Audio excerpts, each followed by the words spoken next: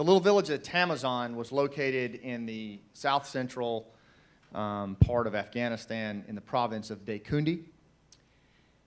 And it was right up against the ethnic line of where Pashtuns and Hazaras resided, and just at the southern border of the Hindu Kush. And the village of Tamazan was kind of an ethnic mix of people. It had various tribes from the Pashtuns, but also a good smattering of Hazaras as well.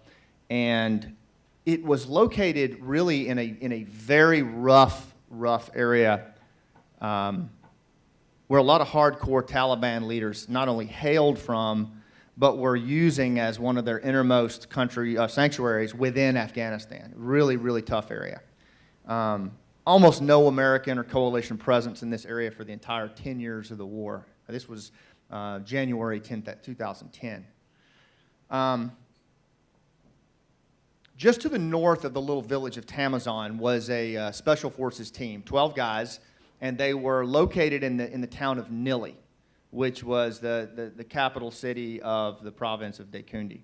And the team had already been contacted several times by several of the leaders of the village throughout the winter that they were going through some rough stuff with the Taliban that were in that area, and that there was a very good chance in the spring that they were going to rise up, that they were going to push back against the Taliban in that area. And if they did, they were requesting the team's assistance. And the team had already been seeding that they were putting a program together to help locals stand up like that.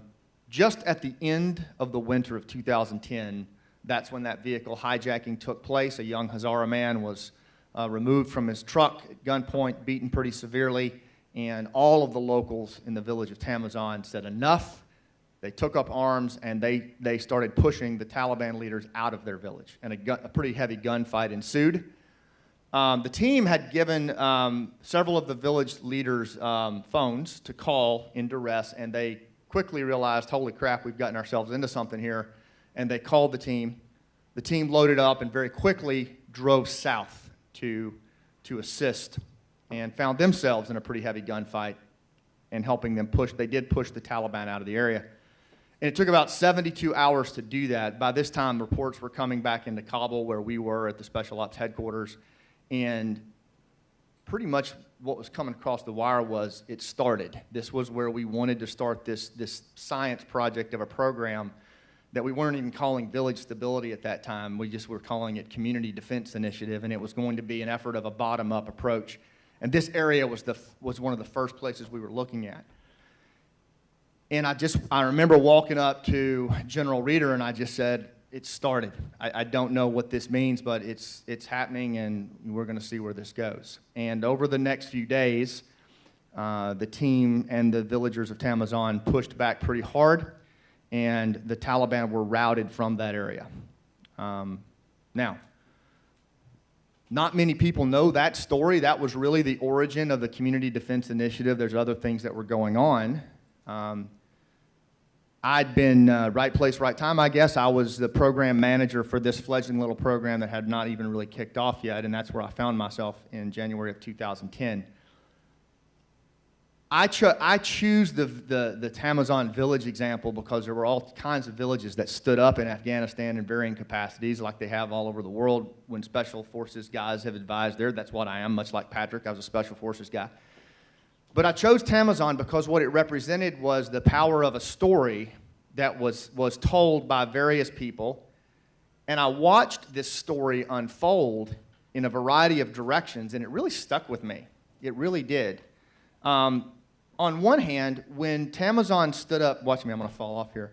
But when Tamazan stood up, locals started talking about this a lot. It spread really quick. And if you've ever worked around Pashtun tribes, they're a pretty diverse group, especially in the south. You don't have a real homogeneous tribal structure. It's a real melting pot of tribal dynamics. And so they're usually pretty isolated. But when Tamazan happened, it spread literally from Daikundi. Within 90 days, there were various uprisings of that kind from Daikundi all the way down through Orazgan, Dechopan, the Charchina Valley, all the way into the upper Helmand River Valley.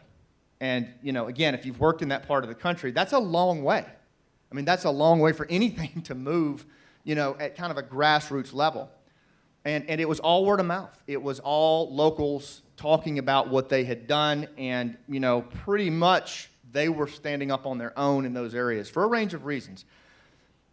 At the same time, that story was told up the Taliban chain, and it made it all the way to Mullah Omar, and there was heavy retribution on the village leaders who had done this. In all my tours in Afghanistan, I'd never seen such a visceral reaction by senior Taliban leadership on something as local as what that was. I mean, it was ugly. And then on the third angle that this story went, it was told by us. We started telling the story. We captured some of it on video. We pushed it all the way into the Beltway. I found myself as the program manager constantly running the seams with this program. I'd be in D.C., I'd be in SOCOM, I'd be out in the village, back to Kabul, and telling this story over and over again. And ultimately, it resulted in this little village uprising in General McChrystal, General Petraeus getting behind this thing, them twisting the arm somewhat of President Karzai and him declaring a program known as Afghan Local Police. It was funded here in the Beltway for hundreds of millions of dollars. And right, wrong, or indifferent, it was the story of Tamazan Village that really was a bit of a catalyst for that.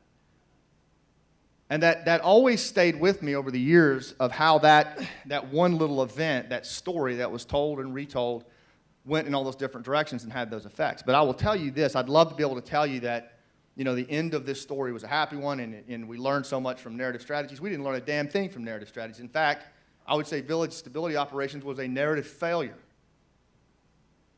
And really, for the rest of my time that I'm up here today, I'm going to talk about where we failed.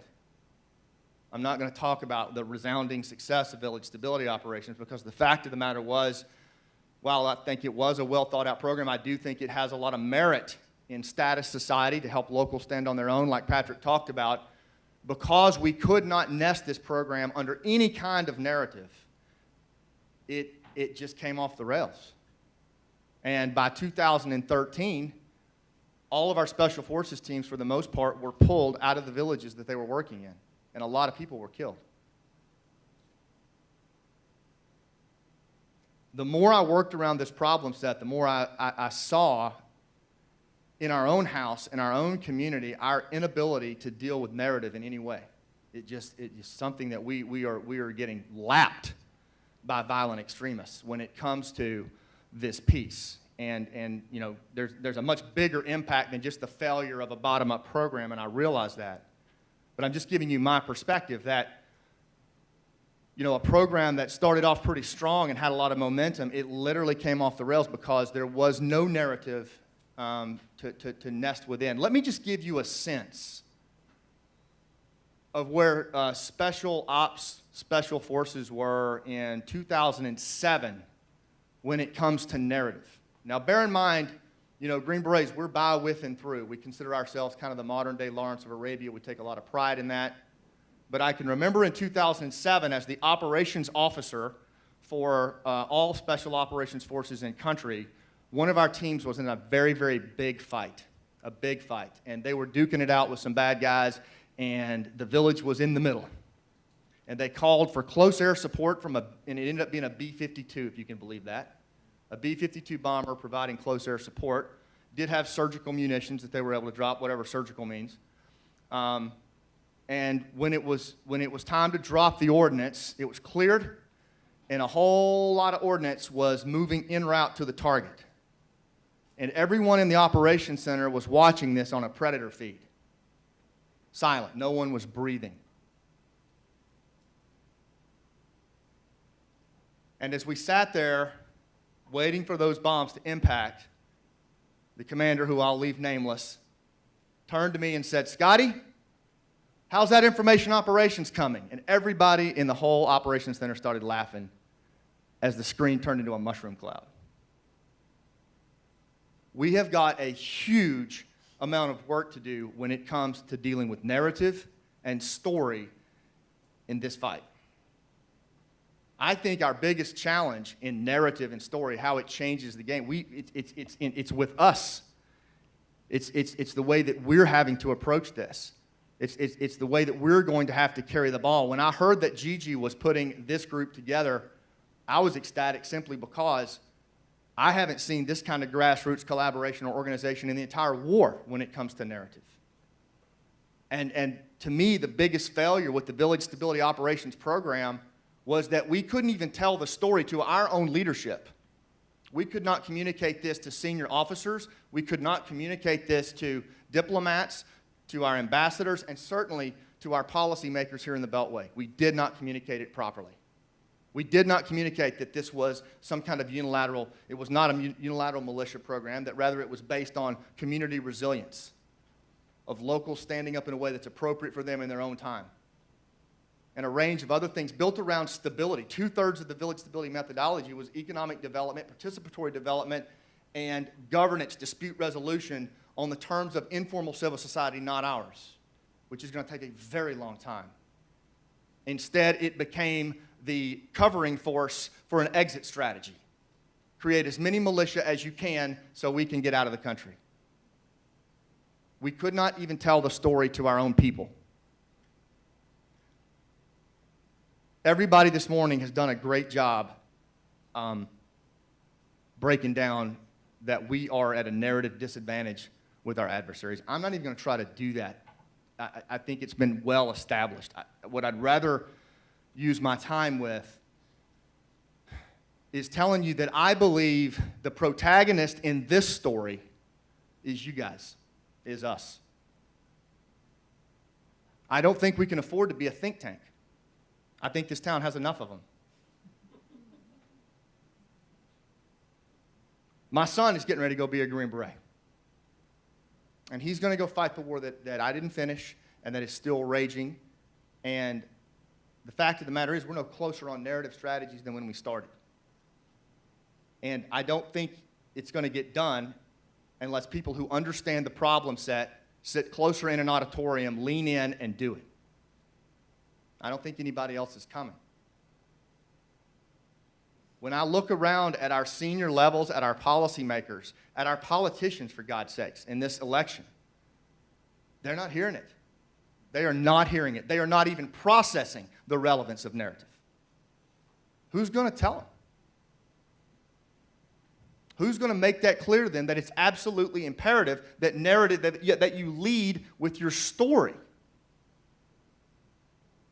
If we can't learn to talk to ourselves, if we can't have this conversation and overcome our own tribal dynamics, how in the hell are we going to put a narrative or lash up with narratives in other places? I think our greatest challenge is in this town and in all the disciplines and organizations and agencies that we represent and that are not represented in this room. So if we're going to change the game, in my book, the reason that all that proceeds for that book go to our nonprofit, that I give that book away to warriors and practitioners and shakers and movers like you guys, is because y'all are the ones who have to do it.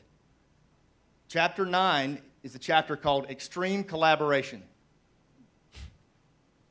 You know, when I wrote the book, the two chapters that I put in there, Extreme Collaboration and Tell a Story That Sticks, my Christmas card list from Fort Bragg, North Carolina went way down.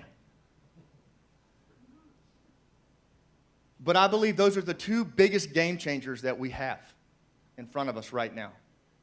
Extreme collaboration overcomes extreme behavior. I saw a glimpse during the VSO surge from 2010 to 13 unlike anything I had ever seen when it came to collaboration. I saw expeditionary diplomats, development workers, special ops guys leaning in, working together to find ways to help locals identify and address resilience issues, sources of instability, and root causes of instability, unlike anything I'd ever seen. It wasn't perfect, but it offered an example of what extreme collaboration can do, even in craft, even in identifying existing narratives. I mean, I agree with the gentleman that spoke earlier this morning. We don't know many of these narratives, and frankly, we need to be real careful with that. But where are the people in the room who do? How do we become more inclusive so that they're part of that discussion? So my theme for this talk really is that the protagonist in this story is you guys. It's us. That we're, the power shifters. That's not a think tank. It's going to involve action. It's going to involve catalysts going back into their own houses, their own organizations, and having conversations with champions about the importance of narrative and valuing that narrative in a way that the resources, the training, the top cover, the policy, the authorities that we need to do it are there. We've got to change how we collect on narrative. Intelligence collection right now is still completely threat-based. We don't even look at what existing narratives are. And if they are there, it's just like a young Afghan commando told me, you Americans are only talking to yourselves anyway.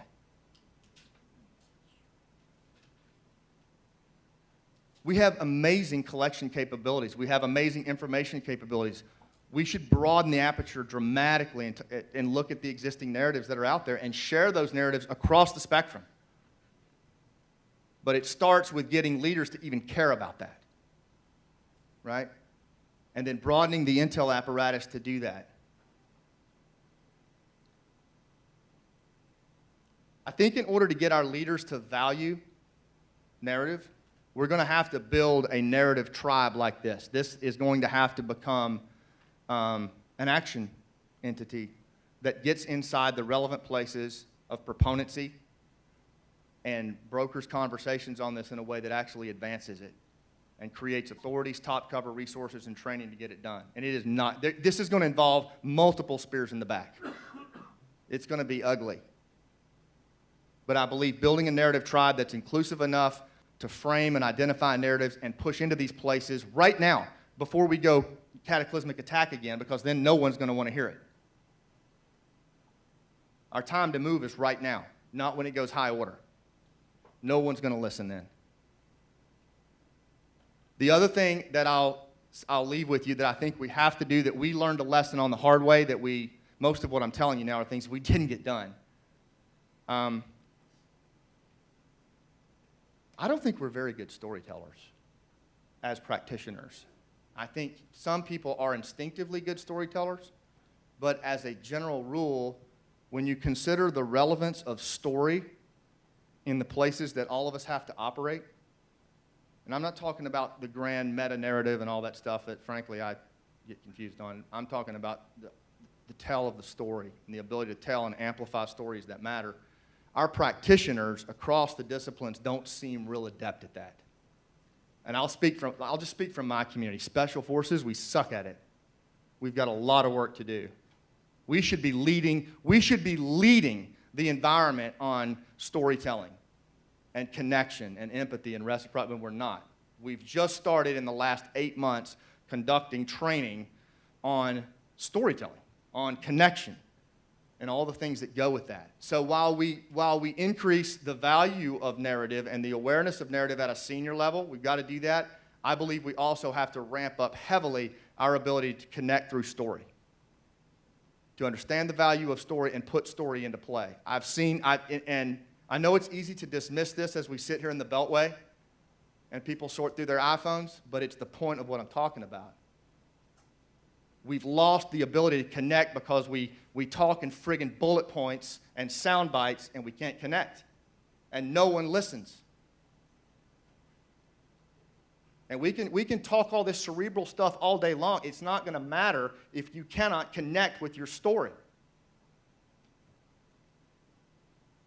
And we put our young practitioners out in these dark places and these rough places, and if they don't know how to do that, they're done. And I think we're going to have to start communicating that to people, that it is a critical component of our skill set. Not just the appreciation of the narrative, but the ability to put the narrative into play.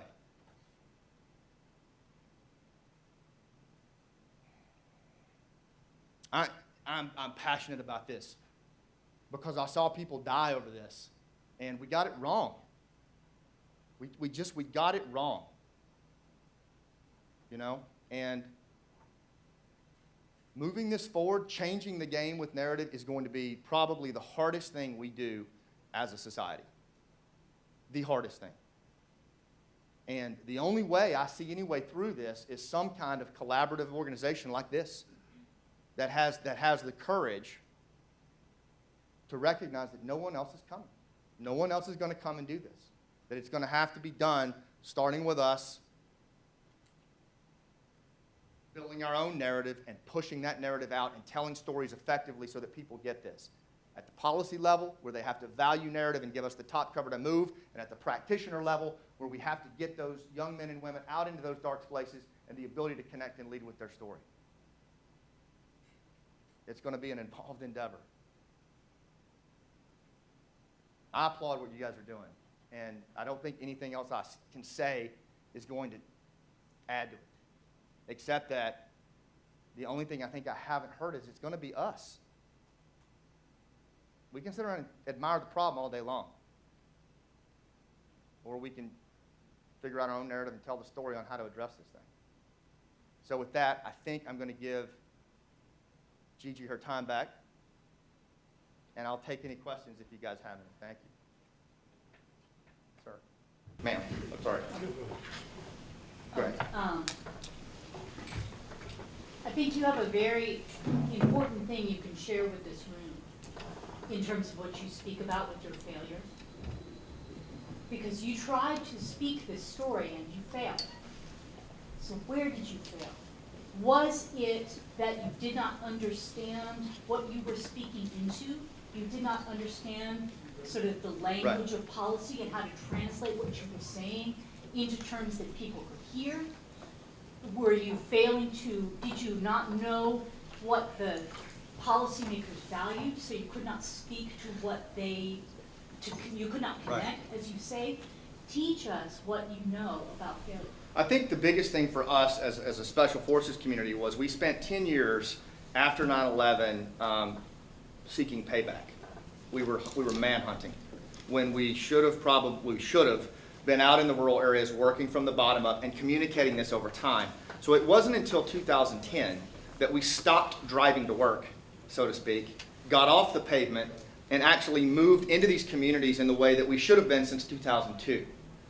So in a lot of ways, our ability to even to amplify the stories of these local areas, because frankly, we were the only ones that could get out there on an enduring level. It was so late into the campaign that it was like screaming in the woods trying to amplify those stories. Some got through. I mean, some made it here. We got funded. It started to happen. But I think our biggest narrative failure, if that's the right phrase, is we were not able to communicate what we were seeing, the degradation of civil society and the trauma of these communities that Patrick so articulately talks about. We were seeing that everywhere.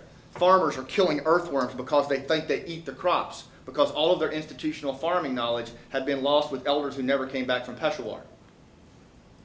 People were killing wasps because they thought they ate the apricots. It was everywhere. And so, but we could not get that out in a way that resonated here, that said, listen, this is, when you talk about building capacity, we're talking about informal civil society down here where 80% of the population lives. It's degraded to the point that it's being completely exploited by extremists, and the resilience of them to handle their own affairs is almost negligent. That was not coming across. We just couldn't get it out. And I think a lot of it was we just didn't understand this game here, how to communicate that up to the embassy, and we ran out of time. On that note, so here's a suggestion. We're woefully behind time. And the suggestion is, and I will take this up, in creating a space where we can create dialogue. Yeah, so a call, we'll take that on to create a space. Groups, blah, blah, blah. Take your social media, little group type thing, whatever you want, LinkedIn, etc. We'll create one of those. How's that? Awesome. Bless you guys.